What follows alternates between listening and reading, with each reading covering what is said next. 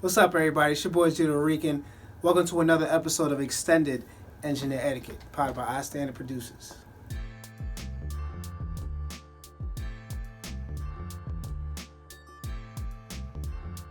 Alright, everybody. Today's episode is about troubleshooting, alright? This is my 12th Engineer Etiquette.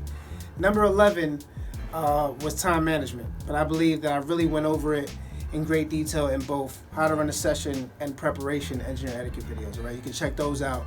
I'm going to put the links right there, alright? So, troubleshooting. One of my teachers told me this great thing, and it was, once you know the question, you'll know the answer. All the preparation in the world don't mean jack if you can't solve the problem right then and there when it happens. And a lot of that time could be spent on asking yourself the wrong question and just not knowing how to figure things out. Troubleshooting is basically just problem solving. Knowing certain ticks or certain things that could go wrong in a session where you understand how to fix it, how to make it work, and how to adjust to certain situations. There's nothing worse than having a 5-hour session and spending 2 hours figuring out why you're not getting any sound out of the speakers. Now, a lot of this is kind of trial and error. You have to kind of go through these experiences one at a time to really know and figure out how to solve them accordingly and efficiently and just fast and on time. All right? However, you can always research, you can always Google, you could always really look up these answers to the questions that you may have. There's thousands of forums filled with thousands of people that are going through or have gone through the same problem that you're going through. FAQ sections and websites are available for the software that you're using, the preamp that you're using, the audio interface that you're using.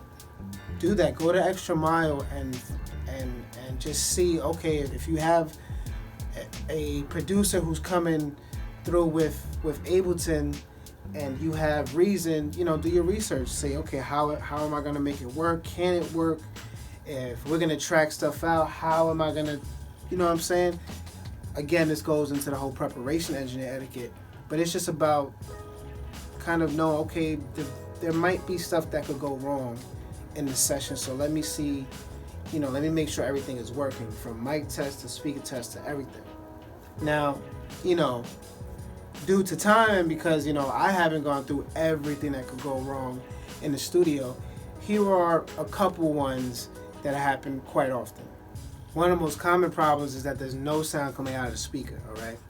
Now, if you're going into another studio, the real quick solution is typically consoles. They always, when you first turn them on, they're just on mute, all right? So always just be aware of that. Second thing, if you're opening up older sessions at a newer studio or somebody sending you sessions to your studio, most of the time, they're not gonna have the same setup that you have, the same audio interface or anything like that.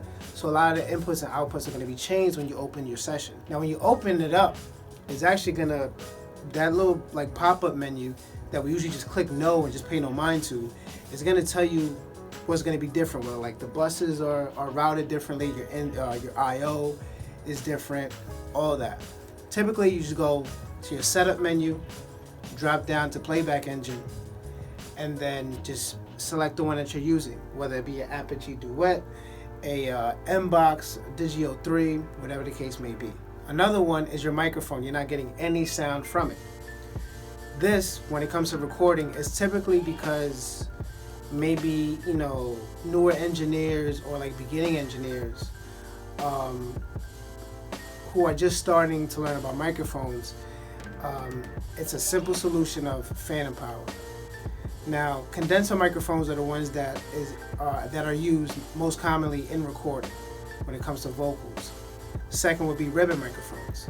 Condenser microphones need that extra boost in power, which is called 48 volts or plus 48 volts or just phantom power. So if you see this button right here, if I have that off and I have somebody in the booth and I'm not getting any sound, that's usually the problem. If I just switch this button on, I'm good to go. Now, if you're using, I know like with Apogee, they have a program called Maestro, because like the Duet doesn't have a phantom power switch, so I use the app. If you're using like a Digio 3 board, some of it should be, in the back. They're typically where the microphone input is. All right. If you're using a preamp, make sure that that's on too. If you have separate devices, if you have a preamp and you have one of these rack interfaces, make sure the rack interface is turned on. It sounds like common knowledge, but please believe it does get overlooked. Which brings me to the point that, a lot of these moments of what could be considered embarrassment could be avoided if you just take preparation before the session to make sure everything's working, and avoid all that. Because the worst thing, like I said earlier, if you're in a 5-hour session and 2 hours in, you're still figuring out why you're not getting any sound, and all it took for you was to just ask your boy or ask the engineer of the studio, hey, I'm not getting any sound, and he comes in and it's like, oh, you didn't unmute the board. Imagine how embarrassing you're gonna look in front of all those people. Now, if the head engineer has some etiquette, he'll just whisper to you and he'll be like, hey, listen, all you have to do is just press this button. I'm gonna just pretend like I'm telling you some other stuff to do, but that's all you have to do, all right? Search these FAQ sessions, search these websites, search the software that you're using, go to those websites and see what are the most common problems with these devices. Every session, every studio has their own quirks. Make sure that you know how to maneuver them, all right? That's another episode of Extended Engineer Etiquette. Shout out to my brother, Mr. Jones, and his Producer Huddle. ProducerHuddle.com, man. Check it out. It's a dope platform he created for producers to come and kick it in the studio, vibe, network, play beats. Just a great setup, man. Shout out to istandard producers. Shout out to the Heat Market. Make sure you check out my radio show, The Heat Market Radio, at theheatmarket.com and on our other YouTube page. Appreciate the love, man. Jill the Rican. Wepa.